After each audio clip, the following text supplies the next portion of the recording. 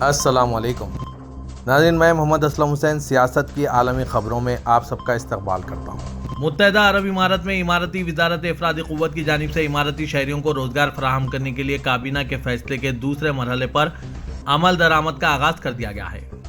غیر ملکی ذرائع ابلاغ کے مطابق دوسرے مرحلے میں ایسی کمپنیاں اور ادارے جہاں کارکنوں کی تعداد 20 سے 49 ہے، وہاں رواں سال 2024 کے دوران کم از کم ایک اماراتی شہری کو روزگار فراہم کرنے کی پابندی عائد کی گئی ہے۔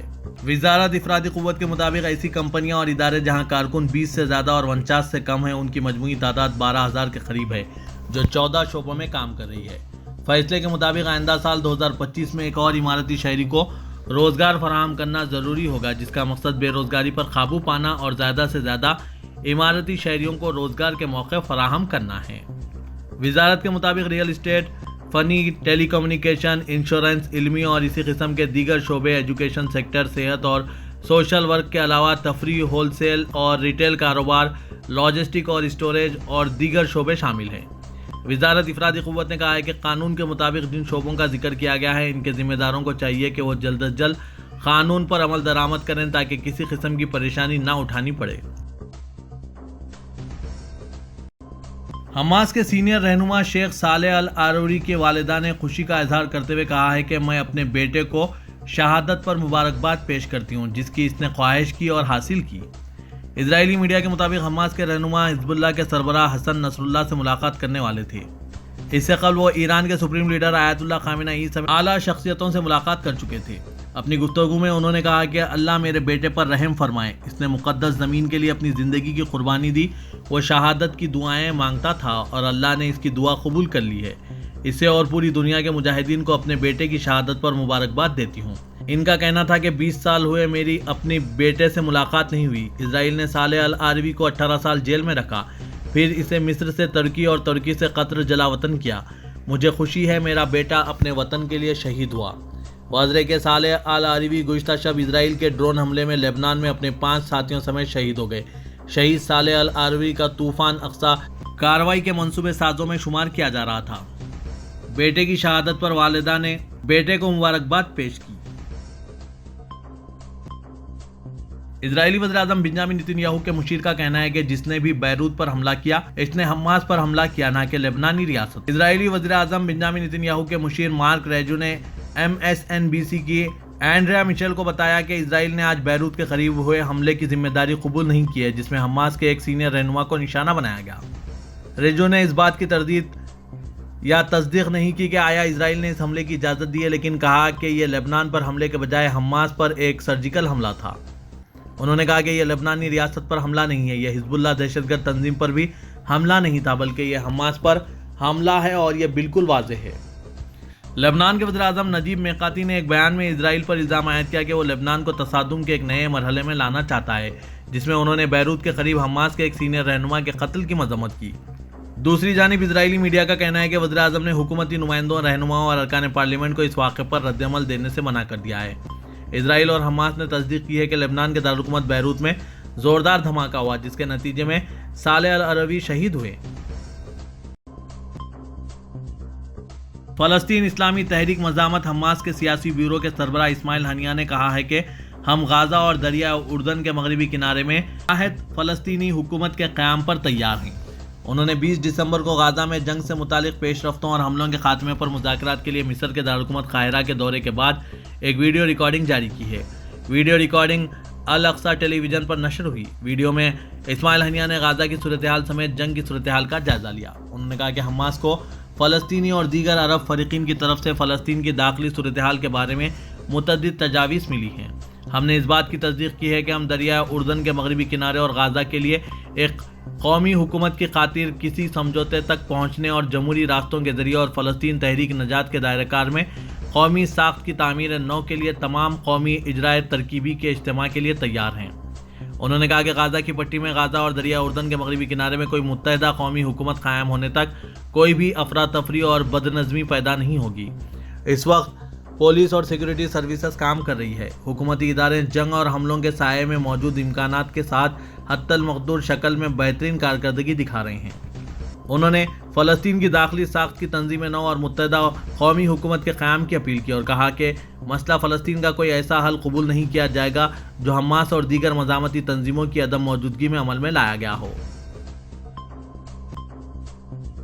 ایرانی امور دفاع جنرل محمد رضا اشتیانی نے کہا ہے کہ حماس کے لیڈر صالح العروری کے قتل سے خطے کا توازن بگڑے گا، جس کے اثرات امریکہ کو بھی لپیٹ میں لیں گے۔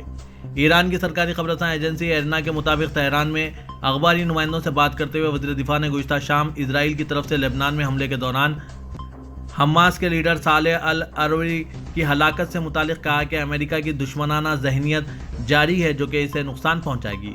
جنرل اشتیانی نے کہا ہے کہ امریکہ نے خطے کا توازن بگاڑ دیا، جس کے اثرات اسے بھی متاثر کریں گے۔ ہم امریکی پالیسیوں کے خلاف بھرپور رد عمل جاری رکھیں گے۔ ایران کے وزیر دفاع نے کہا کہ اس قسم کی اسٹریٹجک غلطیوں نے خطے میں انارکی کی آگ بھڑکا دی ہے، جس کا دھواں امریکہ کے آنکھوں کو بھی آبدیدہ کر رہا ہے۔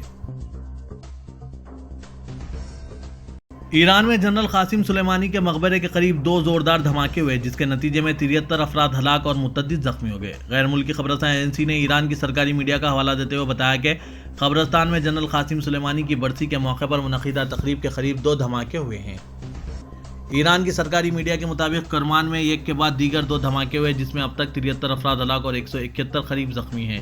اب تک اس بات کی تصدیق نہیں ہو سکی کہ دھماکے کس طرح ہوئے، گیس لیکیج کے باعث ہوئے۔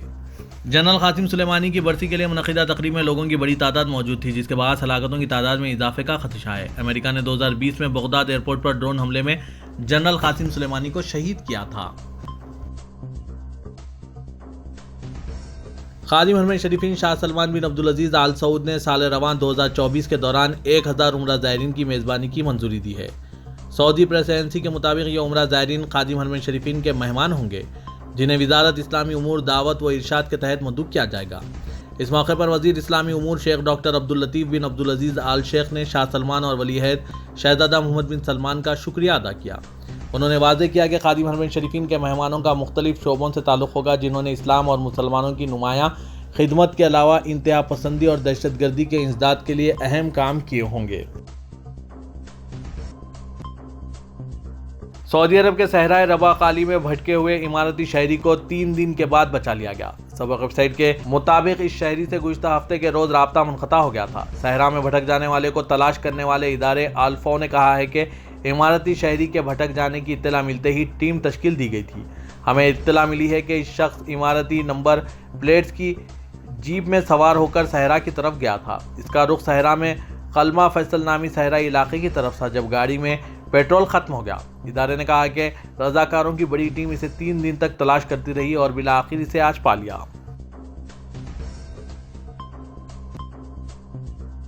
سعودی عرب کے محکمہ موسمیات نے جمعے تک گرج چمک کے ساتھ بارش اور طوفانی ہواؤں کے امکان کے باعث عوام سے احتیاط برتنے اور حفاظتی ہدایت پر عمل کرنے کی تاکید کی ہے۔ عرب نیوز کے مطابق general directorate of civil defence نے انتباہ جاری کرتے ہوئے شہریوں اور مقامی غیر ملکیوں کو مشورہ دیا ہے کہ سیلاب کی زد میں آنے والے علاقوں میں جانے سے گریز کریں۔ محکمہ موسمیات نے اعلان کیا ہے کہ مختلف میڈیا آؤٹ لیٹس کے ذریعے موسم سے متعلق دی جانے والی ہدایت پر اپڈیٹ رہیں۔ مکہ مکرمہ ریجن میں تیز ہواؤں کے ساتھ بارش کی توقع ہے۔ اس کے علاوہ وادی انفضوا کے علاقے میں ژالہ باری کا بھی امکان ہے۔ موسمی صورتحال سے متعلق ایسی ہی پیشگوئی ریاض، الزلفی، الغز، الشقرہ، المجمع، روما، حائل، قصیم، اسیر شمالی سرحدوں اور مشرقی ریجن کے مختلف علاقوں کے لیے بھی جاری کی گئی ہے۔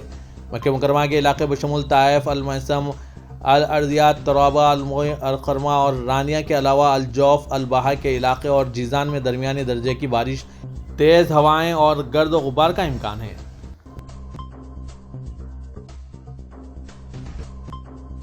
غزہ کے لیے جاری عوامی عطیات مہم کے تحت سعودی عرب سے 35واں طیارہ آج چارشنبے کو روانہ ہو گیا۔ سابق ویب سائٹ کے مطابق ریاض سے مصر کے ابو عریش ایئرپورٹ کے لیے روانہ ہوئے طیارے میں 24 ٹن سامان موجود ہے۔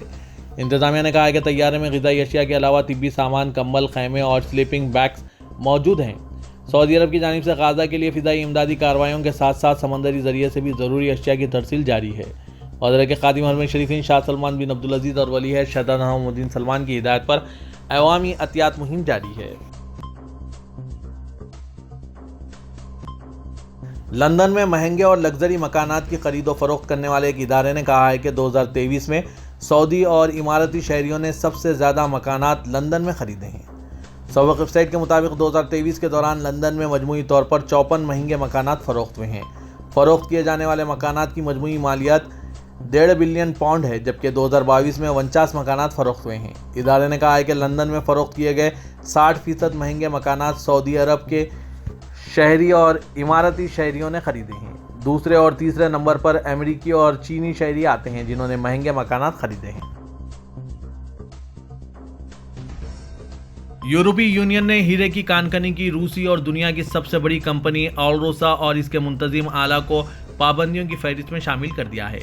یورپی یونین کونسل نے جاری کردہ بیان میں کہا ہے کہ یوکرین کی زمینی سالمیت اور آزادی کے لیے خطرناک اقدامات کا ذمہ دار ہونے کی وجہ سے ایک شخص اور ایک کمپنی کے خلاف پابندیاں نافذ العمل کر دی گئی ہے۔ بیان کے مطابق ہیروں کی کان کنی کی روسی کمپنی آلروسا اور اس کے منتظم آلہ پاویل الیکسیچ ماری نے پابندیوں کی فہرست میں شامل کر دیا گیا۔ مزید کہا گیا کہ آلروسا روسی کمپنی ہے اور ہیروں کی ملکی پیداوار کا 90% سے زائد خود تیار کرنے والی دنیا کی بڑی ترین کانکنی کمپنی کی حیثیت رکھتی ہے۔ یہ کمپنی حکومت کو بھاری مقدار میں آمدنی فراہم کر رہی ہے۔ ترکی کے صدر رجب طیب اردوغان نے آج ایران میں ہوئے دہشت گردانہ حملوں میں ہلاک ہونے والوں کے لیے تعزیتی پیغام جاری کیا۔ سوشل میڈیا سے جاری کردہ بیان میں صدر ترکی اردوغان نے کہا کہ ایران کے صوبہ کرمان میں کیے گئے منفور حملوں پر ہمیں شدید افسوس ہوا ہے۔ میں حملوں میں ہلاک ہونے والوں کے لیے اللہ سے رحمت و مغفرت کا اور زخمیوں کے لیے فوری شفا کا طلبگار ہوں۔ میں دوست اور برادر ملک ایران کے عوام کے ساتھ تعزیت کا اظہار کرتا ہوں۔ واضح ہے کہ آج ایران کے صوبے کرمان میں پاسداران انقلاب کے القدس فورس کے سابق کمانڈر قاسم سلیمانی کی قبر کے قریب 2 مختلف دھماکوں میں 70 سے زائد افراد ہلاک ہو گئے ہیں۔ ترکیہ کے صدارتی محکمہ اطلاعات کے ڈائریکٹر فخر الدین آلتون نے اسرائیلی انٹیلیجنس کے خلاف ترک قومی خفیہ سروس اور سیکورٹی ڈائریکٹریٹ جنرل کی کارروائیوں کے حوالے سے صدر ترکی رجب طیب اردوغان کے بیان کے ایسی حرکتیں کرنے والے یہ مت بھولیں کہ اس کے نتائج انتہائی سنگین ہو سکتے ہیں، اپنے انٹیلیجنس اور سیکورٹی دونوں شعبوں میں پیش رفت کی ہے۔ دنیا بھر میں شاید ہی کوئی ہو جو اس چیز سے آگاہ نہ ہو۔ فخر الدین آلتون نے سوشل میڈیا پوسٹ میں صدر اردوغان کے 6 دسمبر کو قطر کے دورے سے واپسی پر امریکی اخبار وال اسٹریٹ جرنل میں اسرائیل، ترکیہ سمیت فلسطین سے باہر رہنے والے حماس کے ارکان کے خلاف قاتلانہ منصوبے بنا رہے ہیں کے حوالے سے شائع خبر کی یاد دہانی کرانے پر صحافیوں کو دیے گئے بیان میں ایک حصے کو جگہ دی۔ آلتون نے صدر اردوغان کے ان الفاظ کو جگہ دی۔ اس کا مطلب یہ ہے کہ وہ ترکیہ کو نہیں جانتے، ترکوں کو نہیں جانتے، ہمیں نہیں جانتے۔ اگر وہ ایسی غلطی کرتے ہیں تو انہیں معلوم ہونا چاہیے کہ انہیں اس کی بہت بھاری قیمت ادا کرنی پڑے گی۔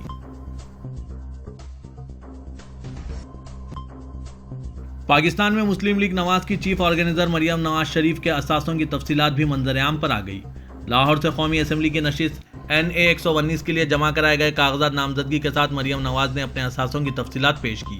اثاثوں کی تفصیلات کے مطابق مریم نواز اپنے بھائی حسن نواز کی 2 کروڑ 89 لاکھ روپے سے زائد کی مقروض ہیں۔ مریم نواز شریف نے اپنے اثاثوں میں لاہور کے مختلف معززات میں 84 کروڑ 25 لاکھ 84 ہزار روپے سے زائد مالیت کی 1500 کنال سے زائد اراضی ظاہر کی ہے۔ مریم نواز شریف نے اثاثوں میں 1 سال کے دوران 40 لاکھ روپے سے زائد کا اضافہ ظاہر کیا۔ الیکشن کمیشن کے پاس جمع تفصیلات کے مطابق مریم نواز کسی گاڑی کی مالک نہیں ہے۔ مریم نواز شریف نے 17,50,000 روپے مالیت کا سونا بھی اپنی ملکیت ظاہر کیا ہے۔ مریم نواز شریف کے پاس مختلف بینک اکاؤنٹس اور کیش کی صورت میں 1 کروڑ روپے سے زائد کی رقم موجود ہے۔ مریم نواز نے اثاثوں میں 1 کروڑ 22 لاکھ مالیت کے مختلف کمپنیوں میں 11,20,000 شیئر ظاہر کیے ہیں۔